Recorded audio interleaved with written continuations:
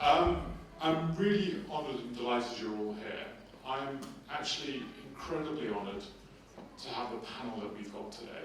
I really do think there's a kind of type and scale of conversation that we need to be having over the next 10 to 40 years, the scale of transformation that we're going to see in our lives and how we live. And I think the kind of panel that we've got is, I think, genuinely world-class to be able to talk about critical dimensions of this transformation that we're facing. And I want to frame this conversation a little bit, that I'm going to be slightly provocative, so feel that in as kind of factor that, weigh that into the conversation.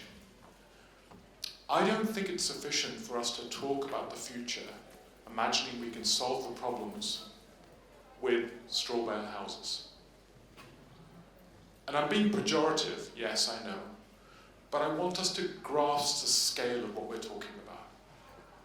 And why I'm saying this is that when we talk about this, the reality is, if we were to live within the Paris Accord, all of Europe can afford to build 178,000 homes. All of Europe, right? UK, which has a target for 300,000 homes, can afford to build 14,000 homes. And I want us to see that as one part of the problem. The second part of the problem is the energy conversation. Between 2019 and 2020, the global increase in energy demand, right, just the increase, was greater than all the installed renewables.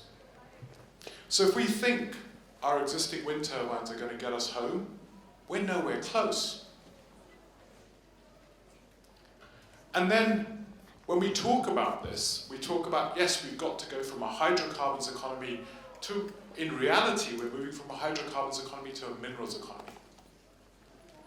That shift means 80% of our ecological destruction is driven by mining. What does that really mean for the biodiversity losses that we're talking about? We need to recognize we're living at an extinction level event of our ecological systems. An extinction level event of our ecological systems. And I don't want to pretend like I knew all this or at all. I think there was, even 3 years ago, we were part of a conversation which was saying, yes, we've got to retrofit all of Europe's homes, 250 million homes, right? Well, unfortunately, we don't have the carbon budgets to do that, and we then don't actually have the minerals to do that, and we don't have the labor supply to do that. So what is the nature of the problem that we're really talking about? And why I think this is a really important conversation is I think the fundamental constraints and opportunities are going to transform what we design and how we make our places of the future. Fundamentally going to transform. And if we're going to talk about a biomaterial economy, we're going to have to recognize we're going to have to change what we eat. Because our landscapes of our food systems are currently fragile. 80% of our deforestation is driven by food systems. So, how many people here are vegan? Put your hands up. Right. It's not enough for you. I'm serious, right? So this is the interrelated nature of the problem. And that's not enough either. So if we talk about this future, we have to recognize the average Swede consumes 27 tons of matter a year. That is the 27 tons. The global average is between 1.5 to 2 tons. We're going to have to massively dematerialize our economies, what we consume and how we relate to the world. And that's not just about reduced consumption, it's about changing what we value. It's understanding care, understanding collective intelligence, understanding a whole new economy of being. And why I'm delighted with this panel, and I keep saying this, is I think some of the people on the panel are actually addressing the intersectional nature of the problem we face. And I think it changes what cities we make and how that transition looks like over the next 40 years. So with that, I'd love to invite you to put your hands together for what I think is a really extraordinary panel. And we're going to get into some of those conversations. way I'm going to do this, I'm going to open up a few moments of questions with each of the panelists. I'm going to invite them to talk around the frame that we set out. And we're going to have to, and then I'll open up questions for you, because I'd love this to be a real dialogue. Love this to be a real dialogue. We've got plenty of time to really get into some of the nitty-gritties, and I think it's really important. And think about the solution spaces that we're talking about. What does this mean for the solution spaces? How do we deliver comfort? What does comfort look like in the 21st century? Is it going to be about ever heavier buildings? Or is it going to be completely different? Is it about private luxury, or is it about shared luxuries and private sufficiency? What does an economy of private sufficiency look like? How do we own materials anymore, or are materials sort of part of open chains of value, financed and structured in completely different ways? What are property rights? Do property rights work in an entangled world? How do we operationalize that? Think about the dark matter and the kind of institutional infrastructure which privileges the world around us, and what does that future look like? Because I think that's going to transform what cities we make and the places we make. So, with that, let's put your hands together, please, for the panelists. Thank you.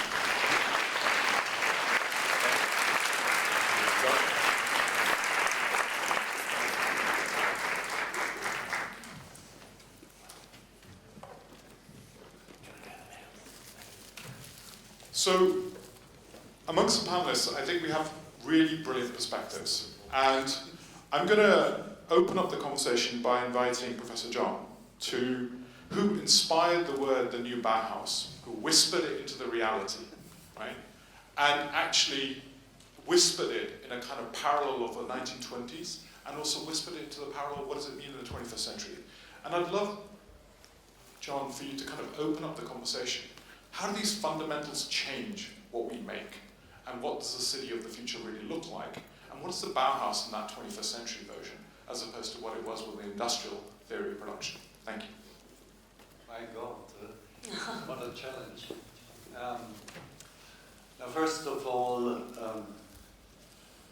how did this idea come about? Actually, the idea that the built environment is key to any sustainability vision, that was created actually in the context of the so-called climate kick, where Kirsten Dunlop here is the CEO, and I started to think about it already 10 years ago. Actually, we had a meeting here in Copenhagen, when for the first time I offered to the community that timber buildings could be part of the solution.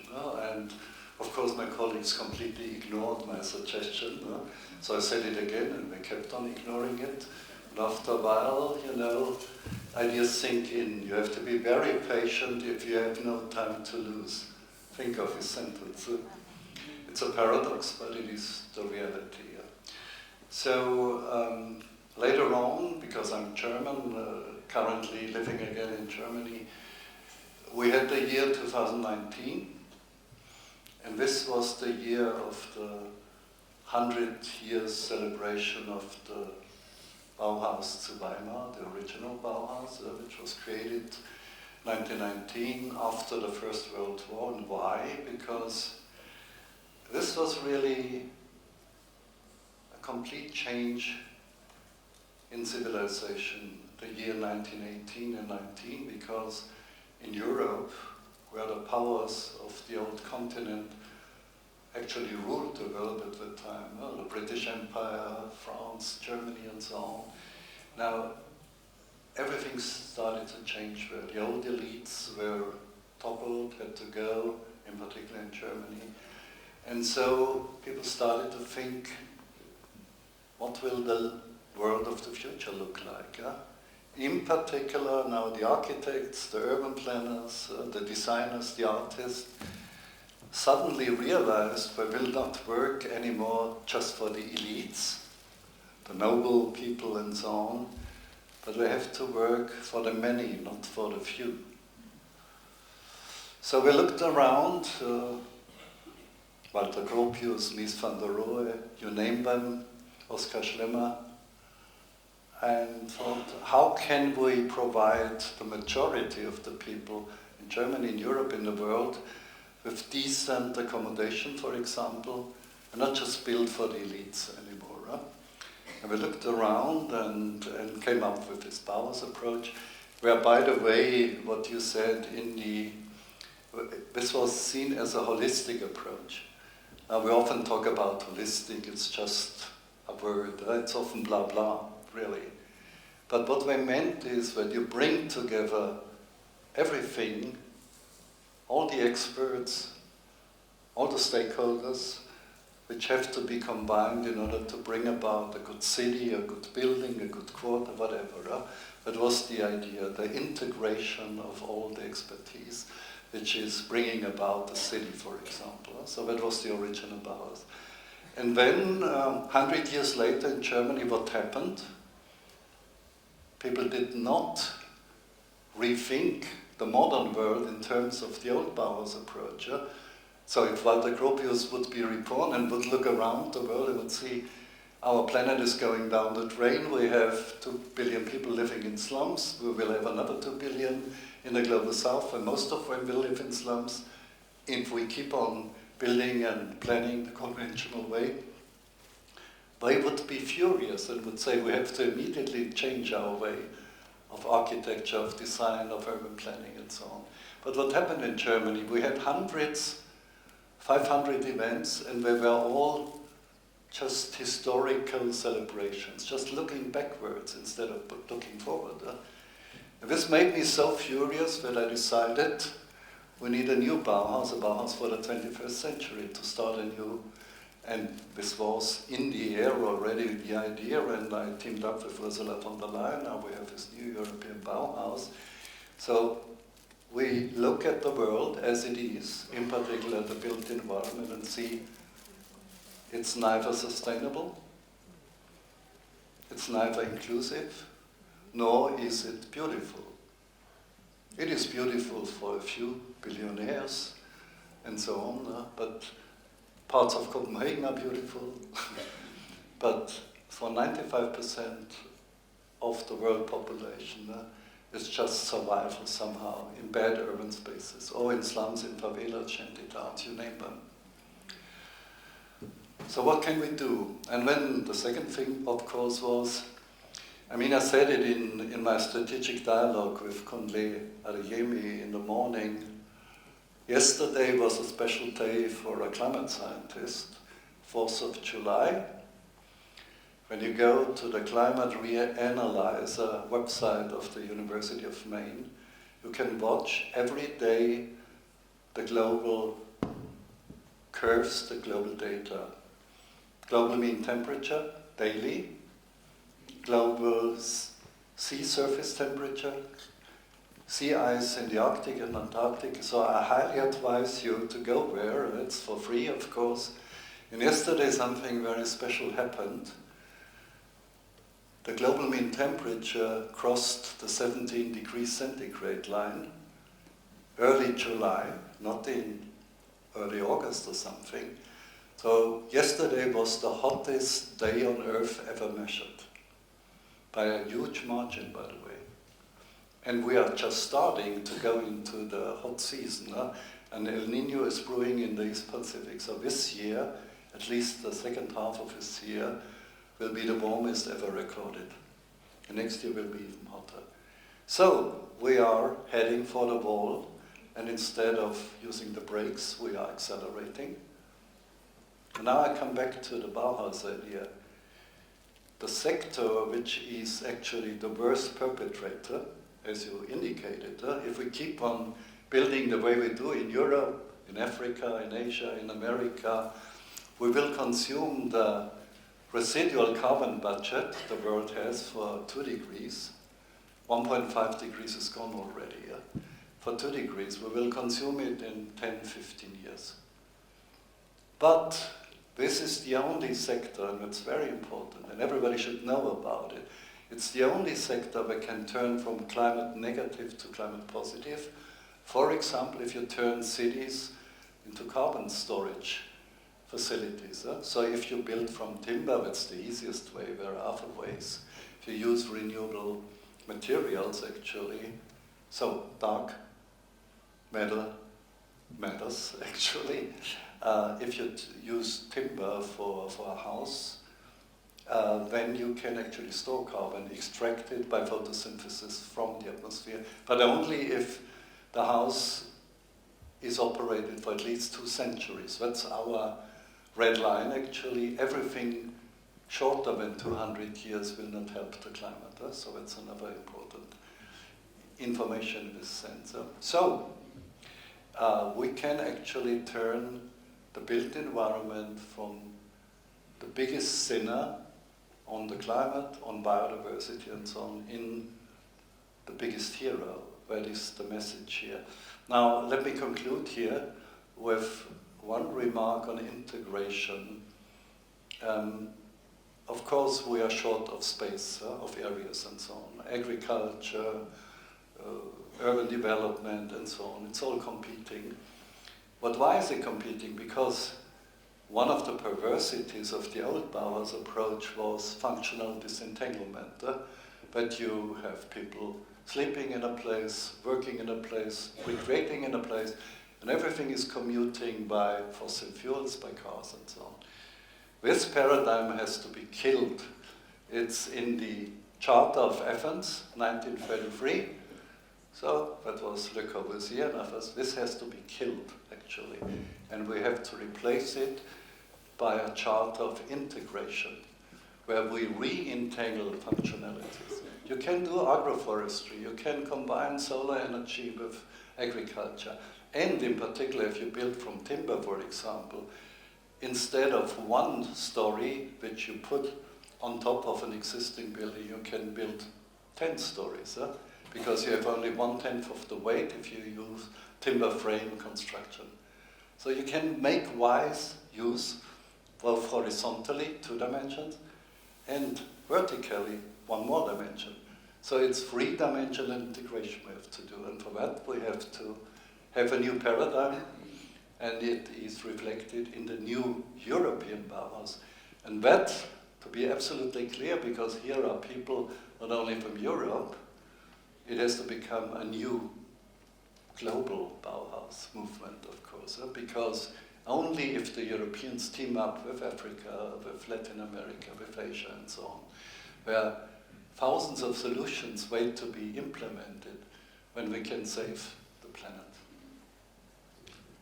Thank you. And I think it's well said.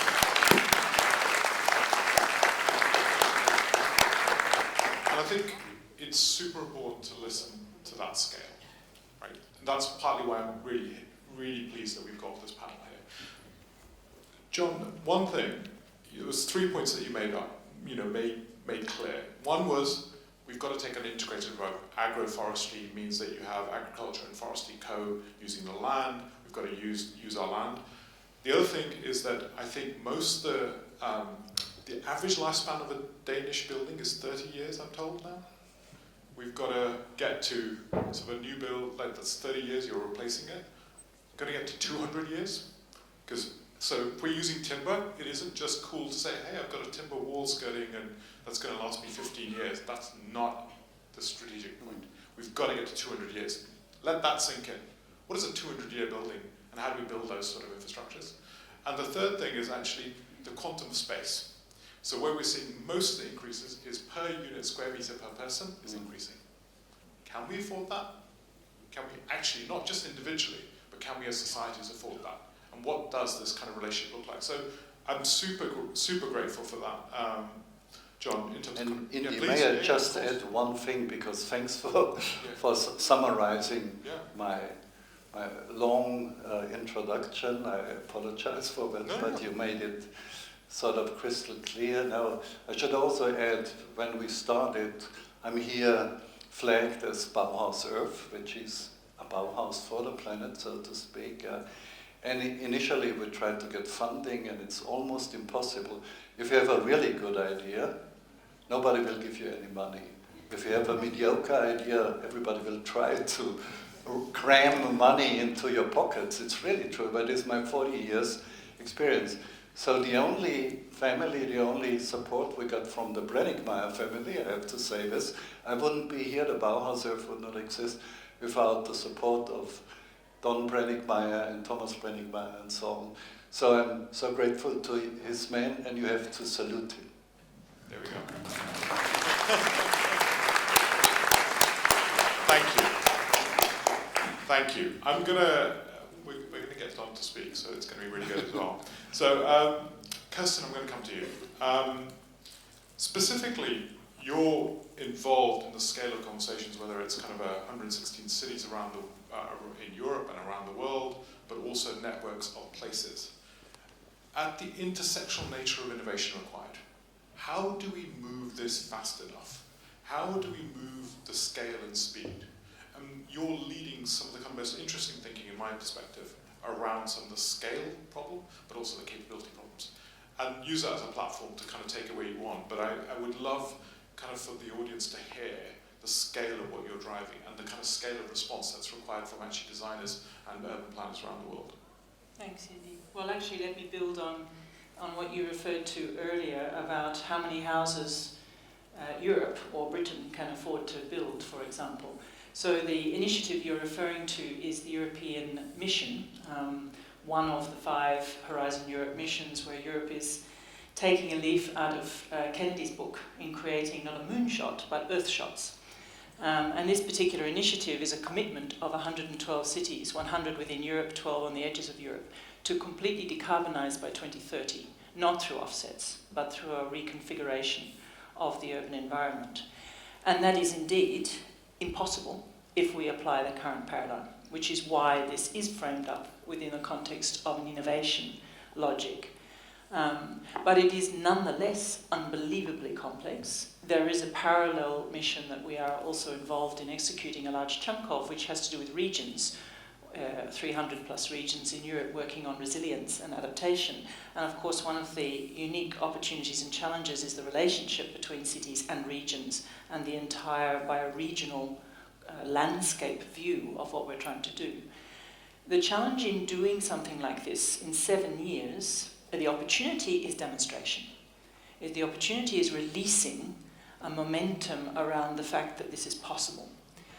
The specific challenges come down to regulation, policy dialogues, the opportunities that are opening up just now, 1 year in, where cities are finally able to name very specifically, if you cannot intervene here in the built environment, in construction, in the integration of supply and demand on energy, in the way in which we have plastic in the waste system, we cannot do this because we need that directional forcing function that brings industry to the table in a very, very different way. But there is another broader issue, and I think that's exactly what you're naming, which is when we say we are going to do something like this to demonstrate possibility, and we invoke innovation, we are also invoking a broken paradigm. We are invoking a system that is equally iterating on something that has been conceived of as invention for invention's sake, as substitution to fundamentally allow us to continue to live the way we're living. Renewable energy, electric cars, where do we just find ways of plugging in to our existing system alternatives? Whereas the innovation that we're talking about is deeply, paradigmatically shifting our sense of identity in relationship to context, which is place, and our understanding of how we occupy and how we are entangled in the space of this planet, the space and places of this planet. And practically speaking, that means the innovation paradigm, the tools we use, whether they're finance tools, innovation methodologies, policy labs, regulatory systems, the way in which we think about multi-level governance, they have to be appropriate for something that is at that scale. Complexity needs to stop being the thing we like to diss because we like to keep things simple, break it all down into little mechanical parts that we can do sequentially in separate sim lanes. It needs to be a feature because our one great hope is that we actually manage to conceive of and internalize the idea of living system dynamics and that we construct buildings that are living partners in carbon drawdown and in regeneration, and cities that are life partners or century partners in regeneration. What we see in kind of very on the working ground level is that that requires shaping innovation very differently. We have to hack ourselves into working on integration, as John was describing. It means we cannot say, let's do this sectorally and hope something adds up. We cannot say, we'll prepare work until it looks like a bankable asset and wait for capital to come in. We're going to have to construct a portfolio, a notion of a city as a portfolio. We will have to think about how to create the conditions for hundreds of solutions to be connected. We have to create the deliberative processes of deep dialogue, difficult, conflicting dialogue between architects, developers, planners, policymakers, financiers, citizens, educators, because we're also critically missing the capability of implementing most of what we're talking about. There are 35 million roofs in Paris and there are 60,000 roofers, for example. We simply don't have the scale of changing what we're talking about. So this is about designing innovation to work those intersectional challenges, to deliberately design for relationship, deliberately design for entanglement. And that requires a shift in what we consider value to be. So innovation no longer a solution, innovation is a mechanism to enable learning and entanglement and interdependence and exploring and looking for the combinations of wastewater, energy, minerals, materials solutions. It means innovation that is designed to push and present new alternative forms of what we define as being assets.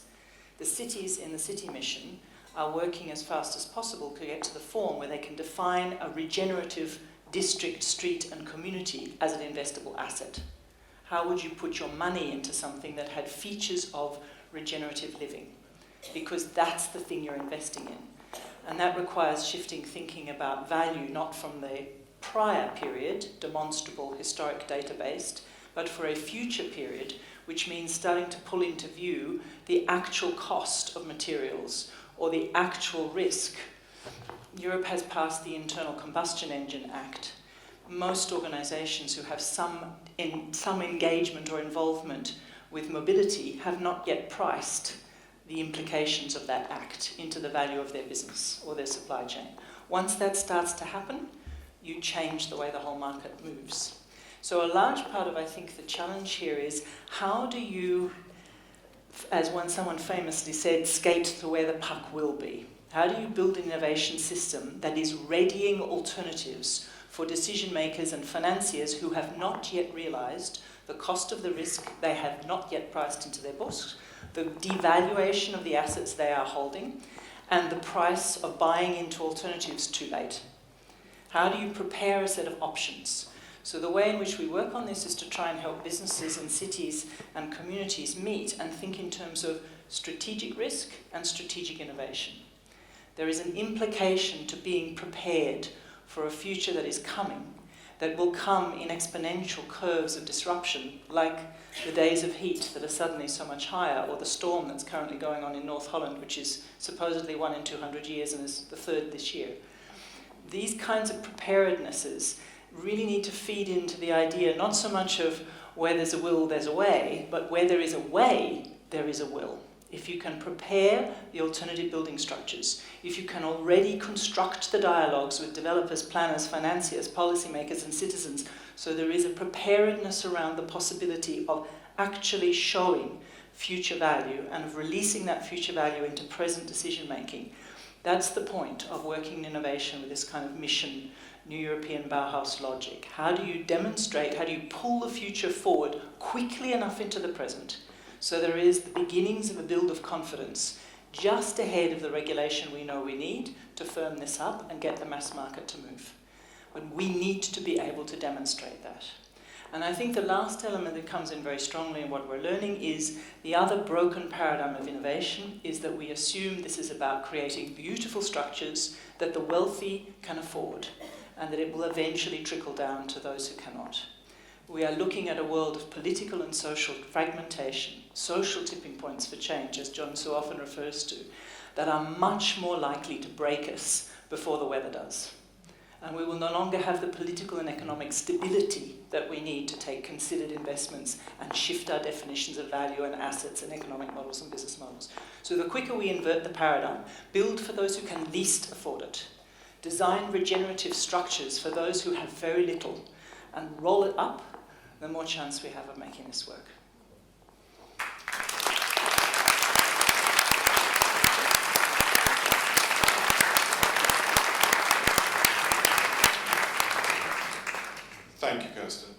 And I think, why the work that Kirsten leads is really important is, and it can sound sort of theoretical, but it's very deeply practical as well.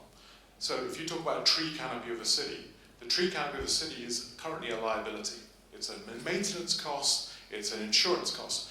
Its impact on flooding risk, right, which is massively increasing, doing the J-curve exactly as you're saying, going from 70 million a year in Glasgow to 240 million a year, right, is unpriced in the system. The risk is not factored, so people aren't advocating for management of those risks. So we've got this ongoing cash-to-cash problem, and those risks are fractured amongst all the different actors.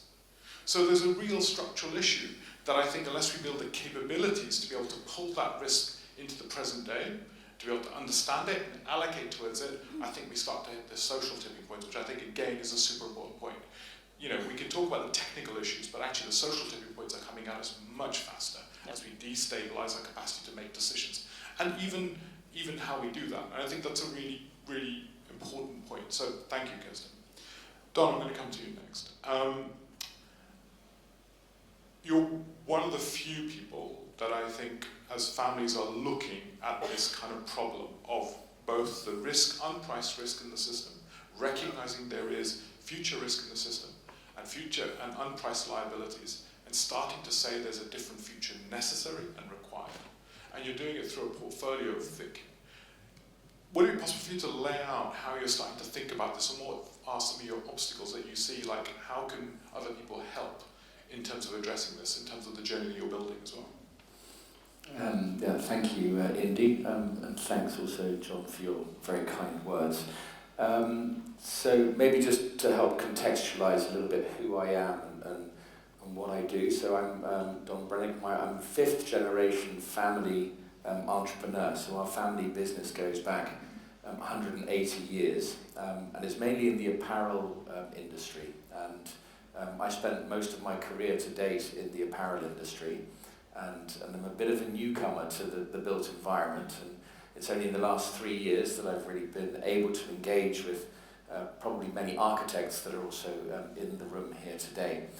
And I was just wanting to pick up on two things. One, that John said yesterday or today is the hottest day in the world on record.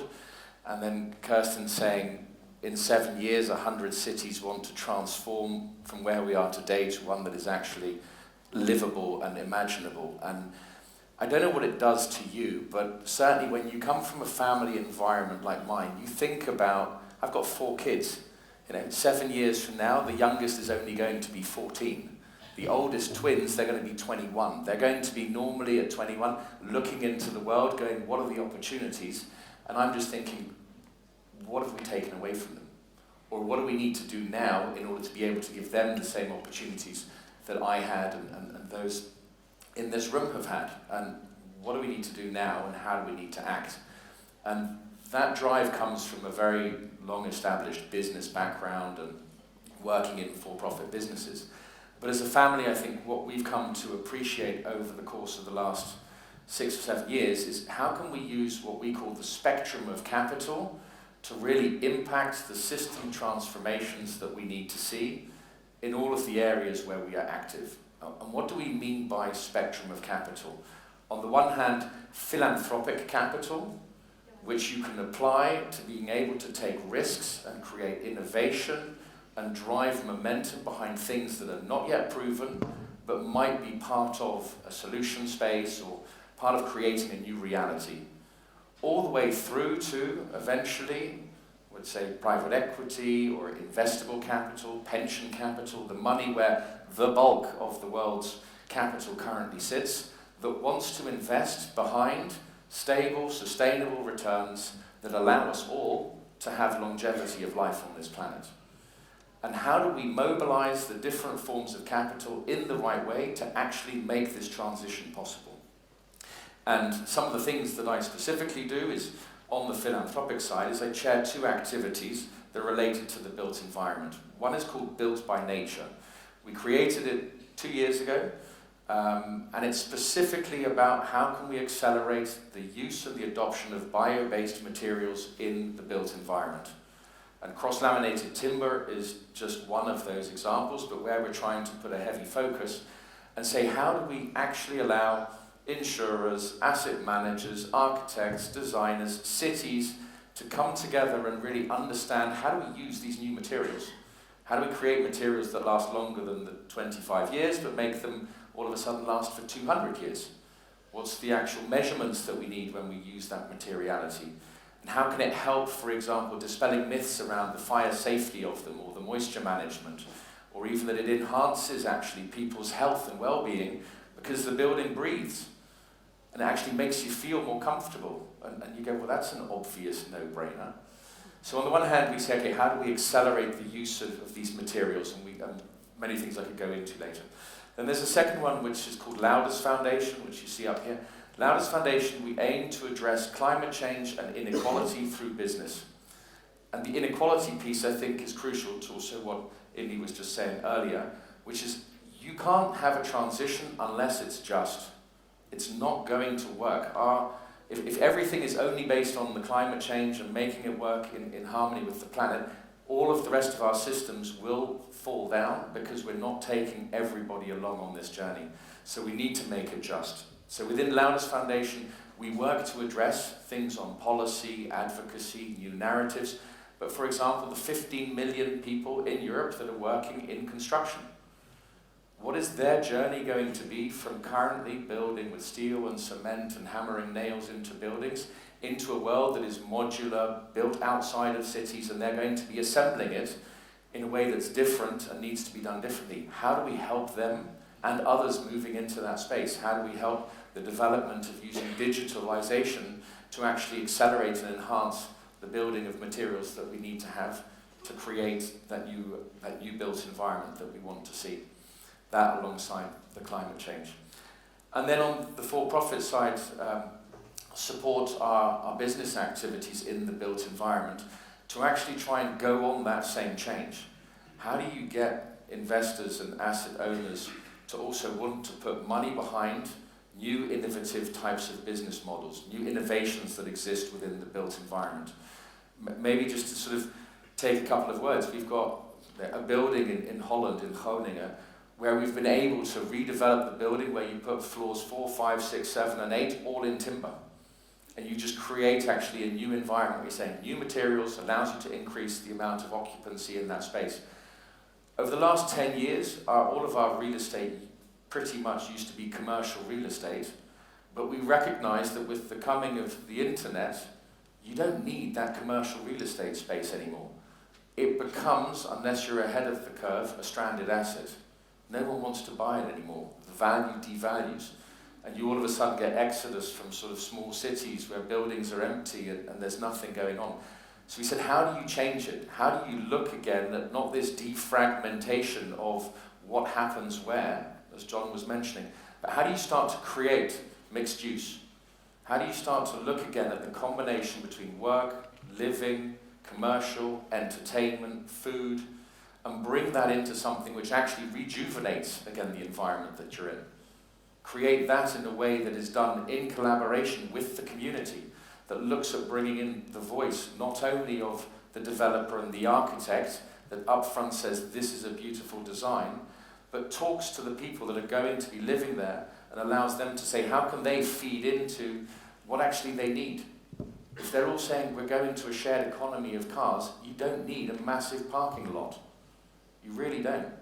So in order to enable those kinds of conversations to take place, how do you spend time using the different forms of capital to convene people, to have the conversations, to hear the different voices, and then to be able to say, let's also make the right decision about how to go forward in the right direction. The same thing's happening at the moment, right now, with the office industry. I don't know whether there are any architects here that only build office buildings, but I would think you're probably onto a losing trajectory if you keep just thinking about office buildings. That's no longer the way that we're going to envisage healthy, flourishing cities where people want to be in certain environments. You need to start moving and shifting that reality. Thank you.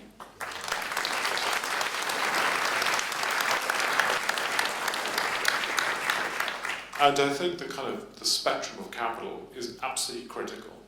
because of actually the unpriced risks, to be able to actually discover and bring that forward. And in that, and I think the work that you're looking at, the spectrum of kind of work, is really critical, and I think we need more actors to come in behind to be able to look at that, because this is one of those moments where you could argue between the 1920s to now, where we could predict, and we had sufficient predictability, we worked in an idea of linear value, where that linear value moment is broken. What the future looks like is not going to be linearly, cleanly predictable. Our financial institutions are not pricing the risk in, that's more and more evident, and thereby we're making bad decisions. And you are capital, you design, I would say form follows capital, right? And you design those structures and pathways of those capital. So there's a really important conversation of how we bring Kirsten's conversation about strategic risk into the dialogues of how you orchestrate and design and bring that back into the table. Thank you, Don. I would love to come to you, because I think one of the big things that we have here is also how do we bring the public actually into this conversation? More and more, if we talk about opinions, we've got we've got the Conservatives in London who are trying to drive, let's get rid of the kind of sort of ultra clean zone. So how do we genuinely bring the public along this journey without it being sticks and carrots conversations in the way we often talk about? How do we bring the scale of transformation, and I think that requires a new approach to be able to do that. And you've been doing extraordinary work with many cities around the world. Love to hear your perspectives and sort of bring us in to the scale of the conversation that we're talking about. Thank you. First of all, let me say that I'm very honored to be part of this panel, and I echo so many things that have been said. And C40 is an organization who is working with mayors and cities to accelerate climate action, and we have been supported, collaborated with Climate Kick, with Lawless Foundation. So there is at least an alignment between us on the direction. I think it's a very important thing. And when you work with mayors, it's a very important topic. Mayors, they are elected by the people, and it's also, if I can take an example from Spain, a little bit sad example, but when a mayor is courageous, is pushing a good agenda, but is losing an election the day after, a lot of things can be reversed quickly. We have seen recently in Spain a mayor destroying bike lane. So we absolutely need, and it's our work to also work with the cities and the mayors, not only to go, to take the good decision and everything, but also to create the narratives that bring what you are saying, something where the community came, and find also something in this ecological revolution that we must do. And I want to take a very, I'm from Paris, and before joining C40, I was working for the mayor of Paris. And I think the mayor of Paris has been quite courageous to follow the Copenhagen example, and to try to transform the cities, especially the public space, the mobility priority within the city. It was violent, I have to say. It was super difficult. The lobbies that she has to face. But I think she had to be re-elected, so we are preparing the campaign and everything. And we were also trying to think about the narrative here. And I think we were focusing a little bit too much the narrative on the fact that, climate change, pollution, and that people recognize, but it's a little bit far from their reality. So we also try to think about how we can propose a vision for what Paris, better Paris for the people and for the planet look like.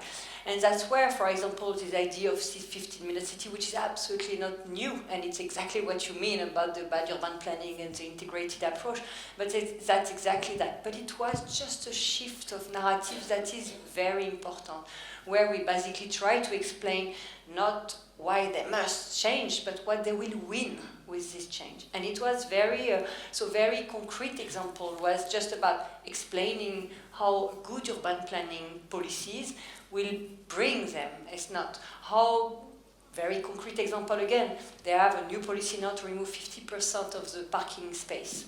It's hard, it's a very complicated discussion. But actually, we work and we say, if you remove 50% of the parking space, we can create 6 new garden of the Luxembourg. So it's also all of this work. So I think you need to bring people on board through participatory budget.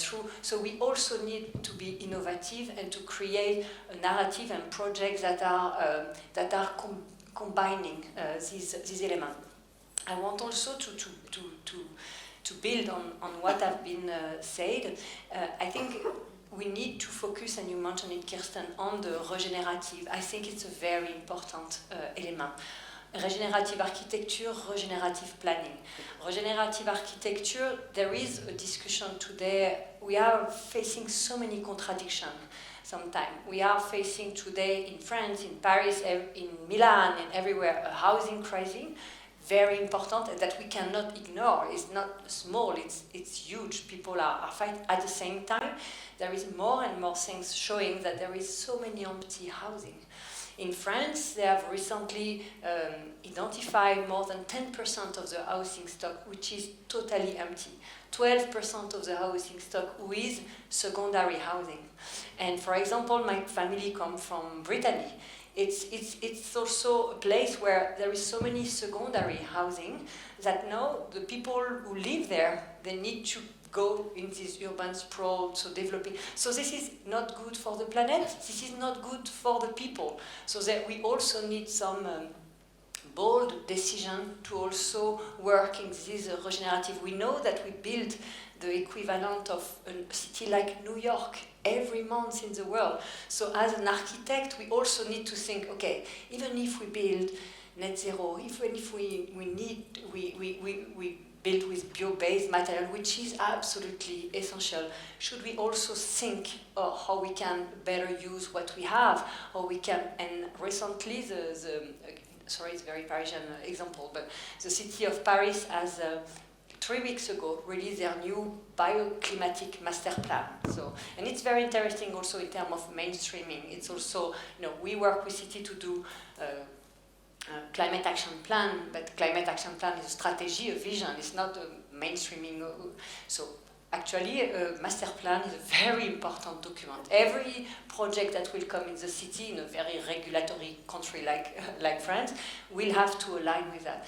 And the master plan was a very important tool to mainstream some of these elements. So today, the master plan of Paris say no more demolition. It's absolutely the new rule. They say you have to prove, every project that proposes a demolition has to prove that there was no other choice. Structural problem or absolutely impossibility to convert the building. It's important to shift the paradigm. It's not anymore like an option, and the person in the permit will have to check. They say reversible building need to be also known. And if you look Haussmann, so the Haussmann building, they have last not 30 years, they have, and what makes Haussmann building not only nice and beautiful is that they have changed so many times. They are so easy to transform.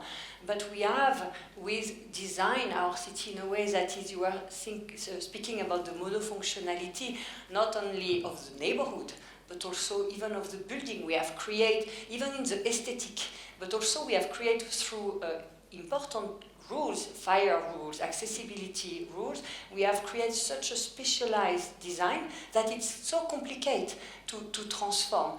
And so we also need to think about how we could create. We know that the buildings that are demolished today are not demolished because they have structural problems. They are demolished because the aesthetic is not okay, is not working with the aesthetic we want, or because it's too complicated and too expensive to transform.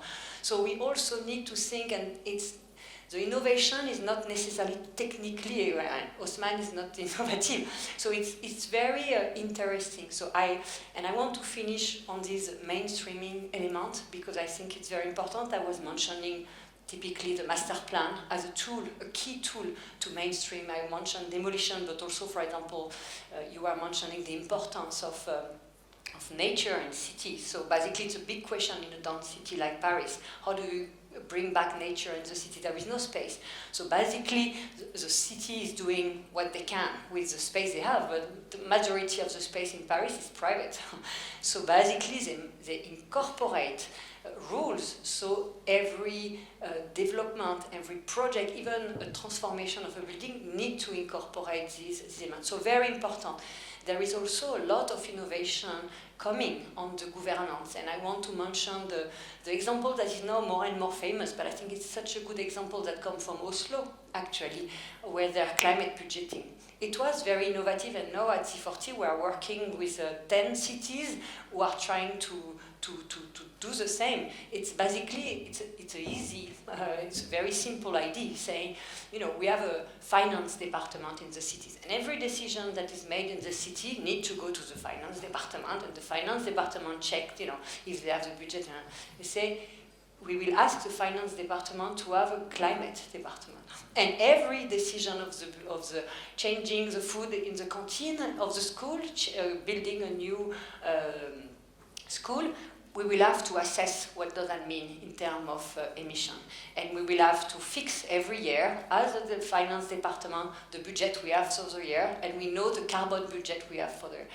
That's very simple. And cities are doing it, national government should do it, business should do the same, individuals should do the same. So there is a need also to find this good governance and mainstreaming tools to do the transformation at scale that we must do.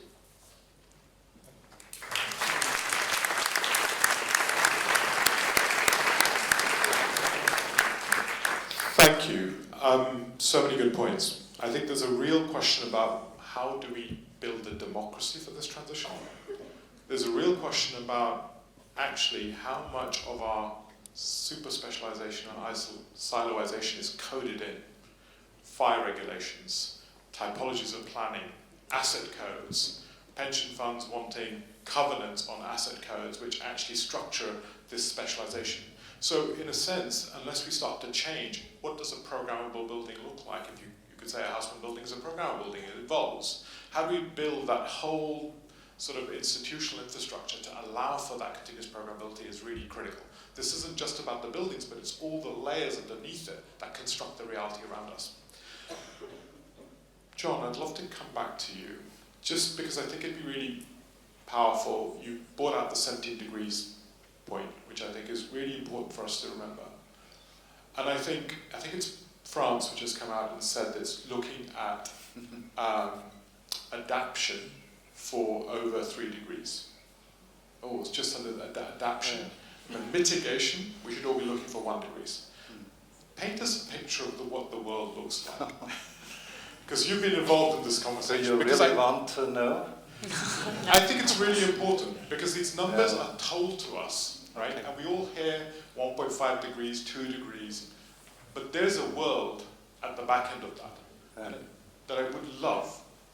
Now, it's a dystopian view, of course, but I will also tell you what we can do to make up for it, and I will also refer to what Elaine just said.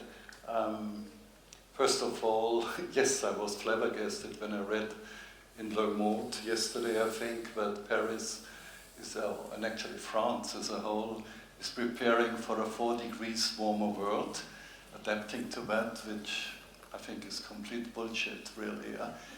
We did a series for the World Bank, and I think that changed the policy of the World Bank on climate change, that a 4 degrees warmer world needs to be avoided by all possible means. If we survive excursion of the climate into 2.5, we will be very lucky, actually. We will be lucky more than we deserve, because we have known the writing on the walls for 50 years or something, and we have not tried to get any sense out of it. So 4 degrees world would in particular mean that at least 1/3 of the currently habitable Earth, of the regions currently habitable for human beings, will become uninhabitable. I mean, this would already happen by the end of this century. And can you really imagine? I mean, it's like 2 trains heading for each other. on the one hand side, world population is still growing by at least 2 more billion. So by 2060 we'll be at about 10 billion. And at the same time, the habitable space is shrinking dramatically. I mean, if these 2 trains head for each other, I mean, you can imagine what will. So I could come up with many more dystopian things. So I just tell you, I mean, I have been working in this field for 40 years now. I'm a physicist and mathematician by training, but through complex systems analysis I went into climate. I mean, the laws of nature just tell you what will happen. And the laws of human beings will not top, actually, the laws of nature. There's no hope in this way. So if we stare reality in the face, we have to do just everything to stay below that. We, of course, will need to adapt to a 2 degrees warmer world, certain excursions, but will be difficult enough. But I think it's just a red herring, it's the wrong way to even think about adapting to 4 degrees warmer. Just give it up. But let me now say something positive, because Elaine, you said, well, you cannot just say it's all about the climate. You have to tell people on the ground, in the suburbs, in the favelas, wherever, what is your personal benefit if you engage on a new paradigm. And I think, of course, you're right. You have to show people, ordinary people, not just the super rich, what is in for you if you sort of support the plan to make Paris a fantastic ecological city. It's a beautiful city anyway, but it could become one of the most important ecosystems in the world, and it's very difficult to do it. But you should not underestimate that people, human beings, also willing to do something or even to sacrifice something which is not a direct return on investment, which is not just a short-term benefit. So think of Ukraine, for example. I mean, who has a personal benefit if we support Ukrainian people now? We think something is going wrong, something evil is attacking a country, and we are willing to sacrifice a lot of things just for supporting the good against the evil. It is like that. It's a huge narrative. So what I'm saying is the following. People are also willing to support something which has no immediate neighborhood benefit, but they are willing to support a great narrative, for example. They want to support a story, even if it's a long-term story, a story where they want to be part of it. They want to be actors of a really good story. It may sound like a fairy tale in the beginning, but we all love fairy tales and a happy end. So what we need to do, and in particular you as architects and planners and so on, you have to tell a good narrative of a future we all want. You have to convey pictures of a better future where not only the few but the many have a decent space of accommodation and so on. Of a Paris, which is still a wonderful city, the headquarter of culture and cuisine and everything, but it is living and developing within planetary boundaries. If you tell a really good story, most of the people will subscribe to it. So we have to become storytellers. And don't worry about the 15 or 20% who will always say no, and will always say this is not possible, and say leave me alone. The right wing or whatever extreme left wing people and so on who will never buy into a constructive narrative. If we win over the majority of the people, then we will be fine. So I believe in the power of stories, of storylines. At the same time, you have to know what happens on the ground, and that is precisely look at the ground before your feet, but never miss to look up to the stars. Wow.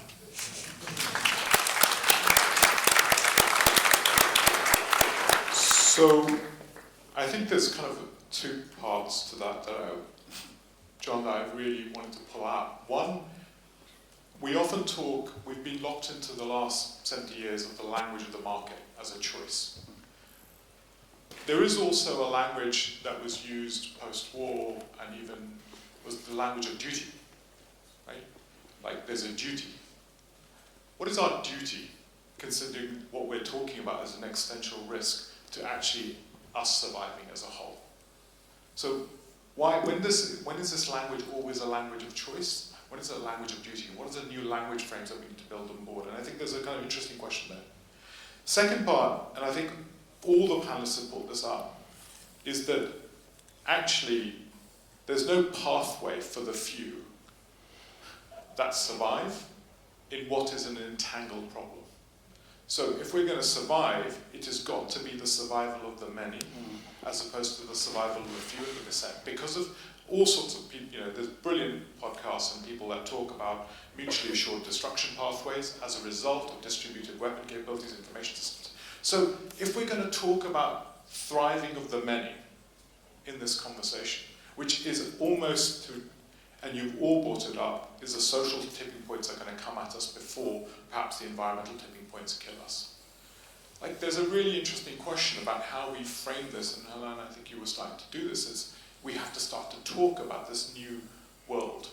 And we have to talk about this new world not just for the few, and Bauhaus in its true inspiration was a new world for the many, with a new theory of value, a new theory of contribution into that world, and an invitation for everyone to make this world. So it is also a pivot. And people like James Lovelock and in the early part of the Nova scene talk about this kind of transcendence moment for civilization as well. So it can be buried into a new hope, a deep new hope into this conversation. I'd love to sort of open it up to the panel to sort of just, from your perspective, the social tipping points are coming at us first. What does that actually mean from your perspective in terms of the work that you're doing and what you think we should be allocating to and thinking about?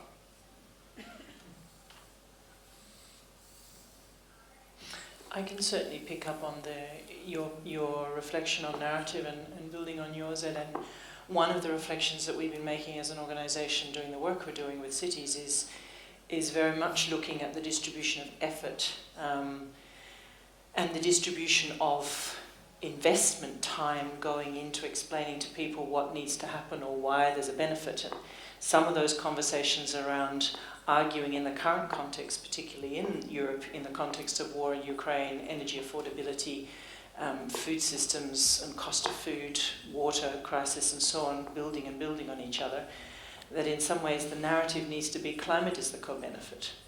The basic benefit here is well-being, affordability, social cohesion, stability, education, proximity. And I'm not sure that that's necessarily a helpful polarization. It's a nexus. But the most keen reflection we had through the whole of last year was to look at the distribution of our effort, and I'm counting myself in here as a worst offender, where I'm speaking to the risk. I'm speaking to what we have to change, what we have to stop, how we have to change it, what we need to be doing differently. Relatively little of our time, our effort, our money, our work is invested in constant depiction of not the from-to story, but the arrival.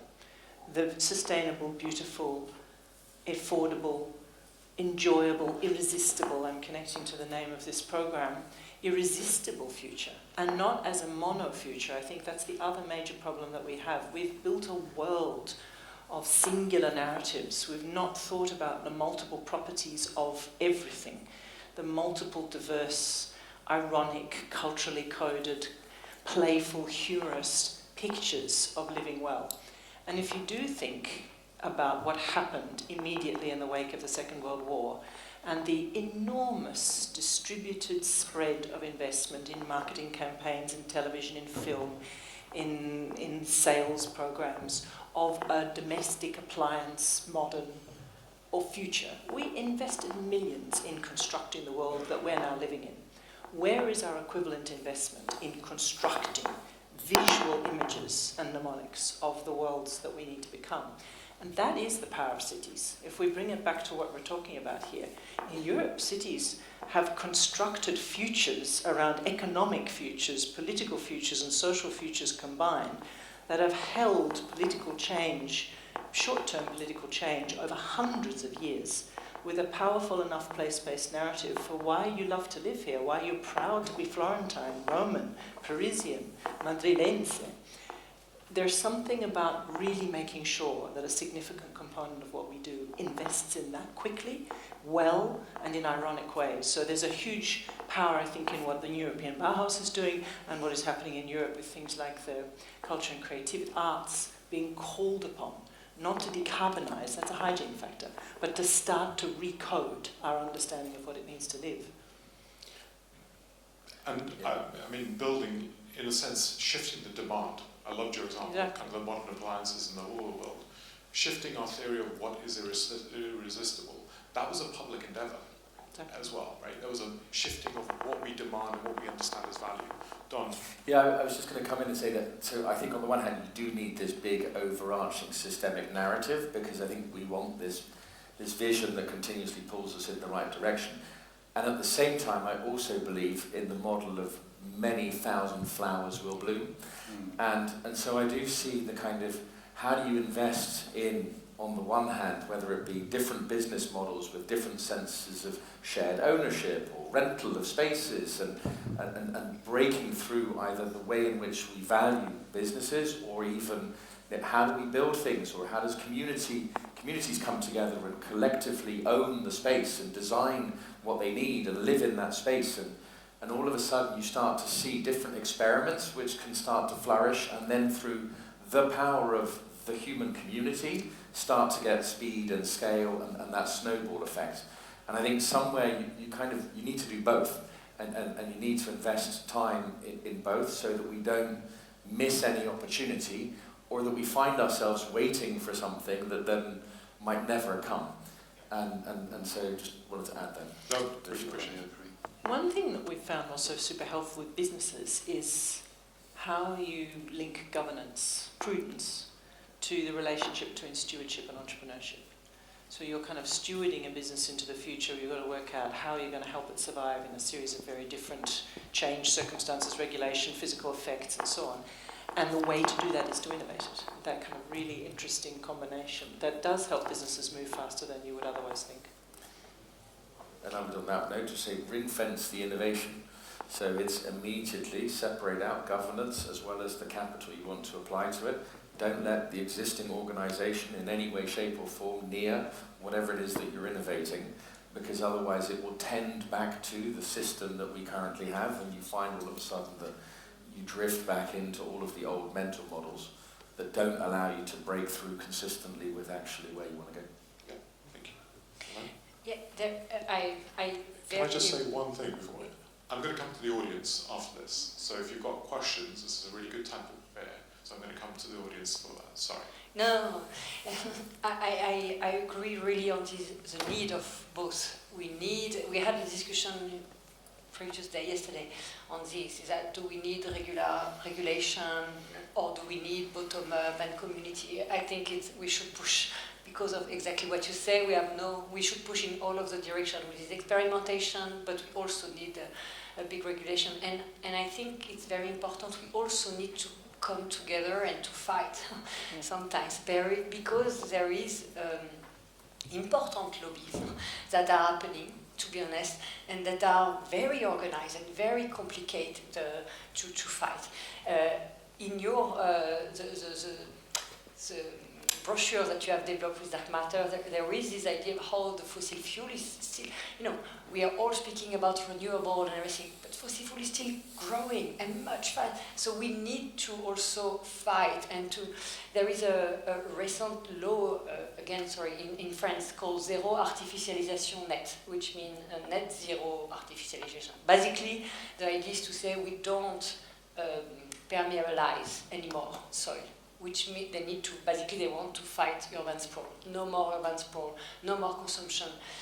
The lobby, and it's a lobby of Myers, it's a lobby of real estate, that are coming together with very good argument and are fighting this law, and actually they are pushing. So we also need to come together and to, push against some of these lobbies that are very, very important. And as we were discussing that yesterday within C40, the Myers need that. Meyer Sadiq Khan in London, he was yesterday in court fighting for the zero emission law, and actually in a phone a few days before, discussing with other mayors how they are facing exactly the same problem. So there is also a need of us coming together, identifying key topics where we need to come to, and don't let's only organize on social media. I mean, I come back to the 15-minute city, but it became crazy. The conspiracy theory again, in 1 month, it became like the climate lockdown and everything. So we also need to organize ourselves between our organization to be ready to push together in the same direction and fight also a little bit this type of movement. So, thank you. And I'm going to come to the audience. Please put your hands up. And I suppose one of the things I would say is that, yes, we need to fight. Got some hands? Good, good, good. So, we need to fight, but we also need to recognize that I think the right is understanding something about the entrapment that people feel, right? There is an entrapment. People feel entrapped in their realities, and they're offering a theory of freedom. And when we construct a lot of these policies, we constrain freedoms, and those that feel it the most are those that are actually the most entrapped.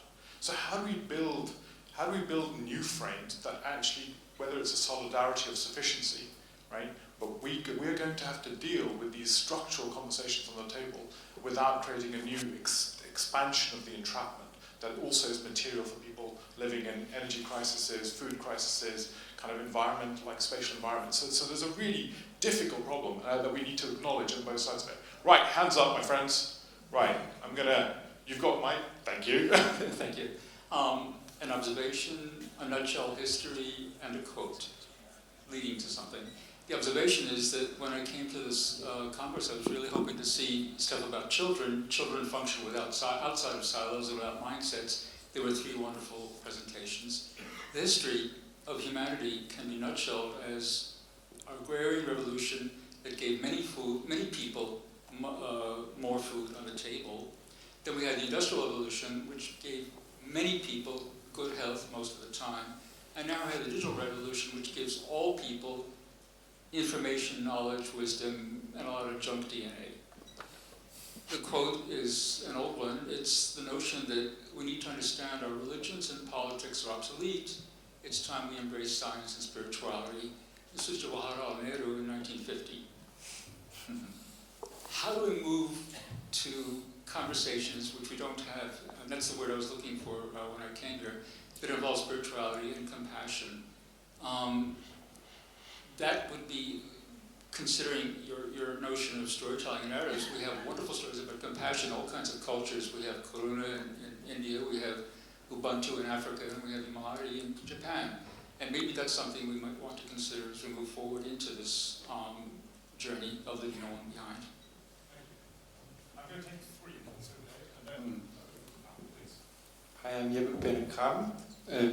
I've been a bit confused listening to this debate actually, because I've both felt that there has been important issues addressed, but also things that I consider misunderstandings. I have looked a lot at timber and how we source that. And a couple of numbers for you guys. Like, wood stays in buildings for about 25 years.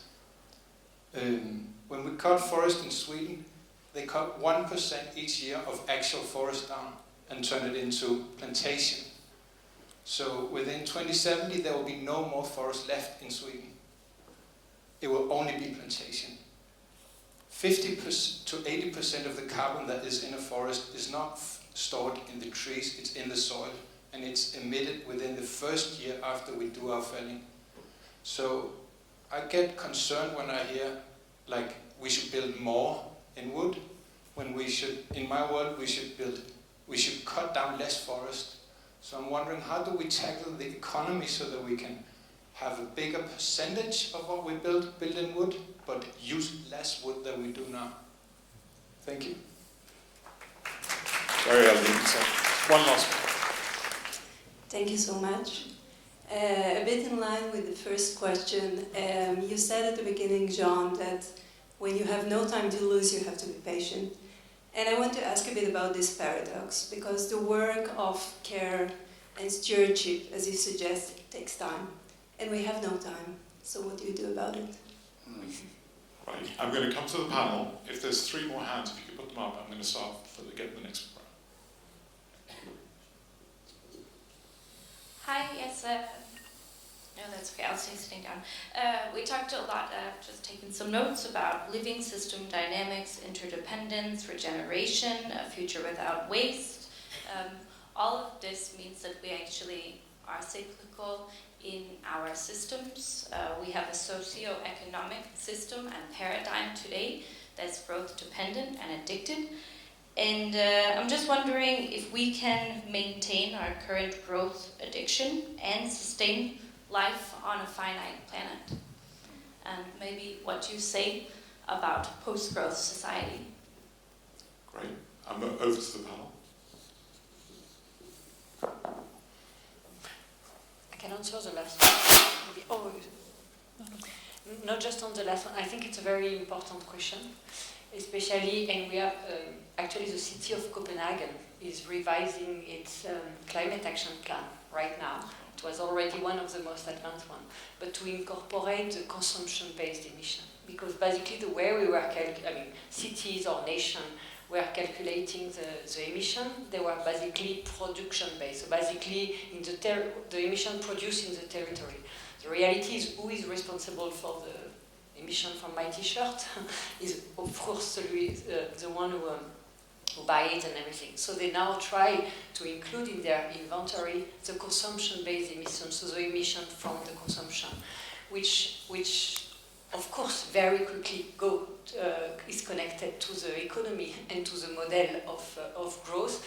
And I think it's starting as Copenhagen is doing first, to calculating, to recognize that, to discuss with the citizens, to put them in face, as we say in French, to the consumption there, and to show that absolutely not possible to reach the target we have without their transformation of living.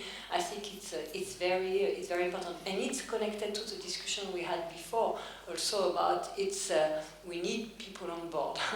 And I have an example that strike me during the COVID. The President Macron was, I don't know, every week in the television explaining to the people, which was good, explaining what was happening, what was the situation, how they did not understand. He put a scientist committee helping to say, okay, it's not a political decision. Like a few months after he went to Glasgow for the COP, absolutely no discussion with the people. So we need exactly the same type of communication. Exactly the same. He would have done exactly the same type of communication he has done for during the COVID. Just to prepare, I'm going to represent you to the COP. So what is our strategy? What a French person represents? And this discussion is not happening. So I think it's a very important discussion. Yeah, and it's a really good parallel in terms of how do our leaders work with science in a continuous way. And I think COVID was a really good moment where actually leaders had this kind of relationship between the science. I agree it doesn't deal with the spirituality point, but I think in the process of moving to a new economy, I think some of these things come up forward. Yeah, so I'd love to take the question on spirituality, but maybe I should refrain myself from doing that, because this should be, I think, even an offline discussion, because it's extremely rich, extremely important, I think. And one could come up with a number of illustrations here. But let me just address the two things, of course, on the patients and the time to lose, but first on timber cities and things like that, because this is a criticism I'm perpetually confronted with, of course, because the two most important, or the two immediate criticisms when you talk about organic architecture are, first of all, these buildings will burn down immediately after the big sort of fire of London 1666 in Europe. We are not allowed to build from timber, we have to have stone cities and so on. So that's the one, and the other one is we will run out of forest and so on. In principle, you're right. In principle, it would be wonderful to leave, say, 20-30% of all the forest alone and just have them developing into their own climate state, which will take about 800 years, in Europe at least. But, 95% of European forests are managed forests, of course. We have been going to deforestation in the 14th century, then again in the 17th century, when people grew back the forest, recomposed them in the wrong way often. We know now climate change is striking the bog beetle and so on. It's a completely different situation. So the one thing is, because of climate change, unavoidable climate change, we will have to actively rebuild our forest. If we just leave them alone, most of them will be destroyed, at least for hundreds of years. So you do not have simply a huge carbon sink being created by nature, at least not on the timescales we need. So what we imagine is the following.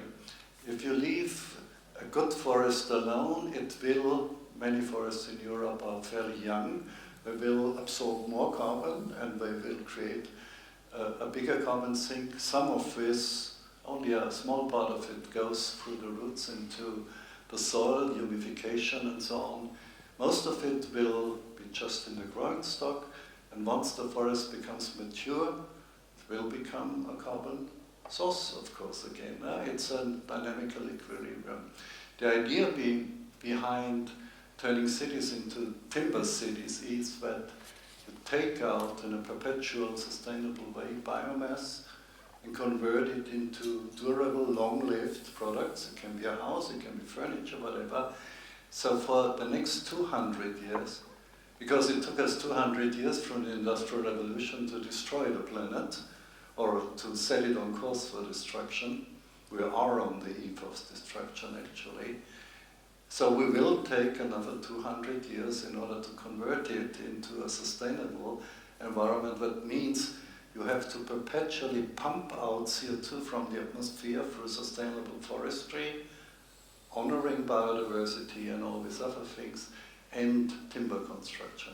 So it is like you have a well, I mean, you have rain. Once the well is full, the water just overflows. So you have to take it out, bottle it, sell it, use it, whatever. So we have to create a dynamical equilibrium where we have healthy forests, honoring biodiversity, but at the same time, like with a beehive or so on, you take out the biomass, so to speak, and that's the only way, and it will take us, according to my calculation, we have to operate this forest reconstruction pump at least 5 times. It will take 500 years in order to remove about the equivalent of 100 ppm from the atmosphere. That's the only sort of viable thing I see. On the patients, while we have no time to lose, I mean, if we have had this discussion 30 years ago, when the first IPCC report was published, we would have a very convenient way forward. We have lost all that time. I have been in this very building in 2009 during the COP15, which collapsed. I was in the big hall, actually, in the final night. Many of my friends felt suicidal during this night, and it was a nightmare, really. We lost all that time. But there's the other thing. I've spent 20 years on working on so-called non-linearities in the Earth system, tipping points, all that stuff, where you can have exponential disruption once you go beyond the red line. And that happens all the time. Nature is not linear. Nature is highly non-linear. But society is also highly non-linear.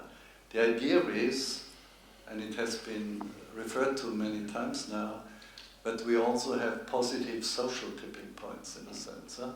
But all of a sudden, a story you have injected 30 years ago and has been sleeping all that time as a latent narrative, so to speak, bubbles up all of a sudden. And I think the new European Bauhaus is such a movement.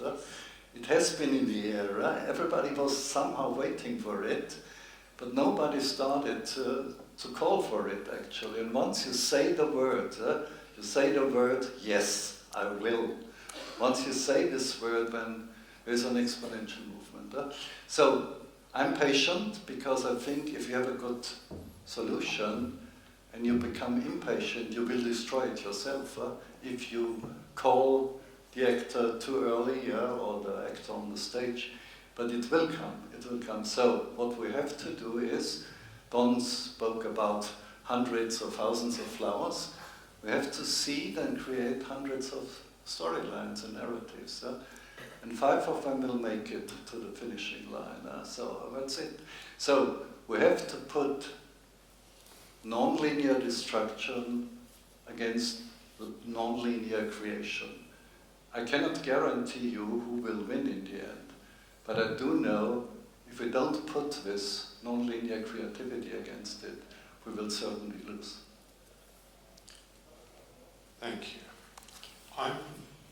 Unfortunately, we're running out of time, so I'm going to come to the panel maybe for last words, and I'm going to come Don Kirsten that way. You've got a group full of some of the leading architects in the world who construct the future of cities and places. Give us some words. What would be your provocation to kind of close this moment for a moment? So I think you have a huge responsibility to use your craft and use your skill in a way that can contribute to a flourishing planet. And rest assured that there are some of us, myself included, that wants to bring other stakeholders and other actors to the table to actually make the difference. And so if you feel like you're on your own, actually you're not, and reach out and find ways of actually moving together. Thank you.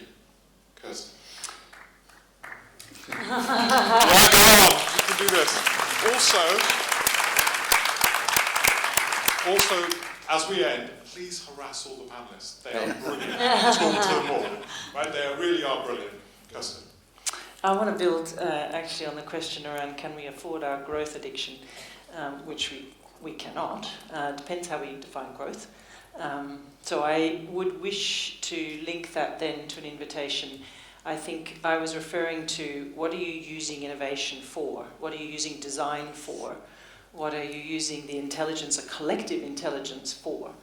And my invitation is, if you think in a European context where you have a very brave, bold, under siege attempt to actually create the conditions to put in place something different, to create that kind of shift in demand, what can you design for that? Which is a design for paradigm shifts. It is a design for different ways of imagining living, different ways of imagining economics, different ways of thinking about business models, different ways of thinking about the relationship between things.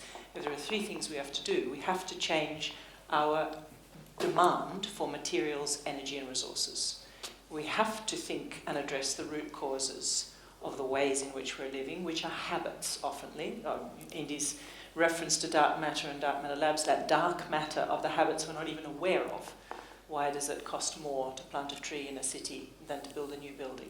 What have we trained ourselves to believe? Why do we tell stories to our kids about 3 peaks, the 3 peaks story where you would definitely not wish to build your house in straw? But we also have to work holistically. So I think one of the biggest challenges for anyone designing into the space of human habitation is to think about the design of the paradigm that underpins it. And to your question on forestry, one of the things that we do is run a whole program, actually supported by another part of the Brennick-Meyer family, on the Climate Smart Forest Economy program, looking at the complete false set of assumptions that are baked into what is currently called certified wood, which is wasting a huge amount of forests and trees.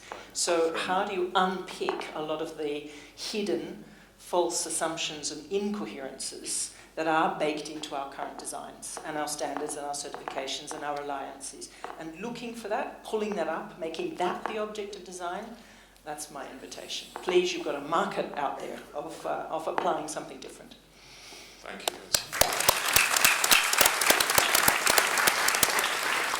Hello. I would like to say one bad quote and one good quote. So there is one bad quote, actually, just to continue the discussion about consumption-based emission and growth. Basically, the ancestors of the COP, the Earth Summit in Rio, he finished with, basically the failure was because of one bad quote. It was the President Bush, the father, who said, the way of living of Americans are not negotiable, period. I think now, today, we know that it's about transforming the way we live.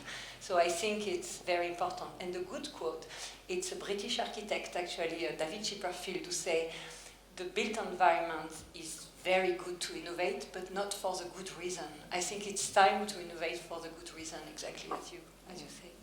Okay. Thank you. Oh, John. Okay. I will end with a call to arms, if you like. So, European culture is, of course, based on ingenious poets. And one of my favorite quotes is from Dante Alighieri. You've heard about him. And in his Divina Commedia, he says at one place, the worst and deepest place in hell is reserved for those who in times of crisis, deep crisis, stay strictly neutral. Yeah. So, architects of the world, unite for the planet.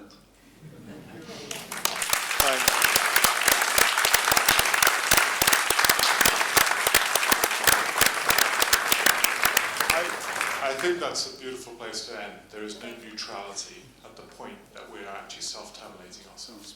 There is only one position, and that position is life. So with that, I'm going to do two things. I'm going to thank the panelists, and I'm going to invite Torbjørn to close us off, who's been leading the design project. Firstly, let's start by thanking the panelists, which are extraordinary.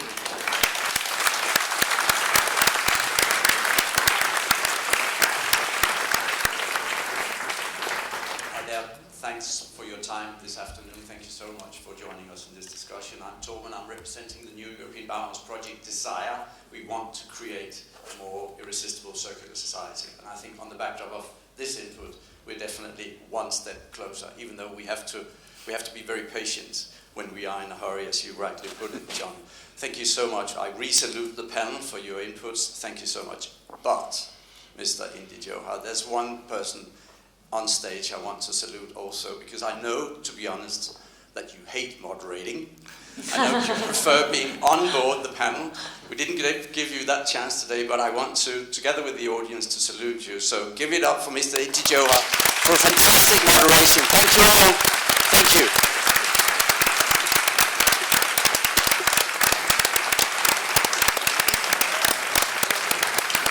I wanna